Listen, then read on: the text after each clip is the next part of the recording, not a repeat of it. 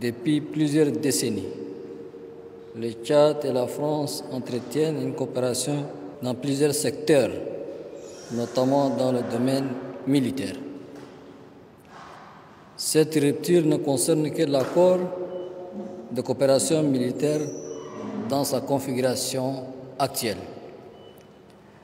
Cet accord avait été signé à une autre époque, avec d'autres acteurs de part et d'autre et dans un contexte différent.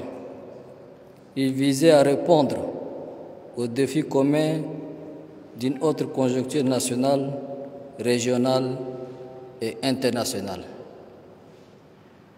Cependant, au fil du temps, cet accord est devenu obsolète, complètement obsolète. Il ne correspondait plus ni aux réalités sécuritaires, géopolitiques et stratégiques de notre temps, ni à nos attentes légitimes quant à la pleine expression de notre souveraineté.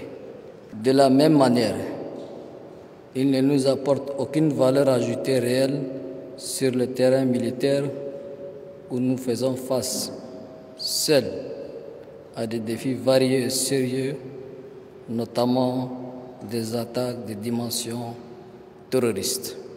Des défis sécuritaires nationaux et régionaux devant lesquels nos forces de défense et de sécurité se sont illustrées par une vaillance jamais démentie et une détermination sans commune mesure. Elles ont démontré et prouvé à chaque fois que cela est nécessaire et partout elles ont été déployées qu'elles sont plus que capables de défendre l'intégrité de notre territoire et d'assurer la sécurité de nos concitoyens, voire contribuer efficacement à lutter contre le terrorisme à l'échelle régionale. Désormais, elles sont appelées à intégrer la nouvelle donne issue de la rupture de cet accord sur année qui, dans les faits concrets, ne change absolument rien.